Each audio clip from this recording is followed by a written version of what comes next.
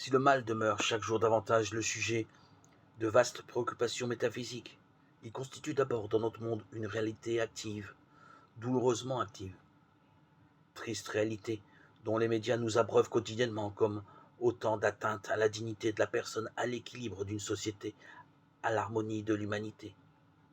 Là où se pose notre regard, bien souvent, trop souvent, se profile le grimaçant faciès du mal comme une partie constitutive de notre univers.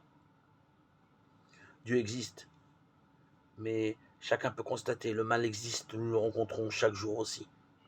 Face au mal, à ces diverses manifestations, notre réaction première est en forme de scandale, exprimé ou non, conscient ou non. Scandale sans doute légitime, car nous pressentons que ce mal, bien que réellement présent en notre monde et en notre vie, devrait ne pas exister, telle une anomalie, une erreur de parcours qui n'aurait jamais dû se produire.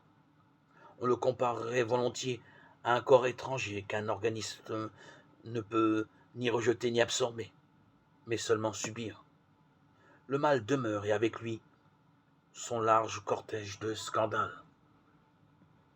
Scandale que ces maladies incurables, scandale que ces épidémies foudroyantes, scandale que ces suicides surmultipliés, scandale que ces violences ou meurtres par plaisir, par profit ou par idéologie. Scandale que ces guerres parfois fratricides entre nations, scandale que ces cataclysmes anéantissements en quelques instants, toute une population. Scandale où les mots deviennent insuffisants pour qualifier l'aberration du comportement humain.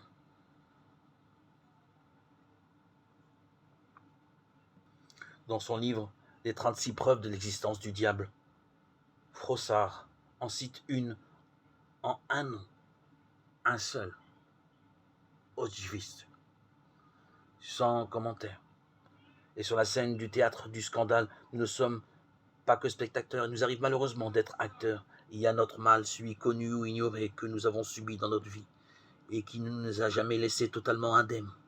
Celui que nous sommes en train d'expérimenter passivement, trop passivement, en notre propre personne, ou bien en cet autre qui nous est particulièrement cher.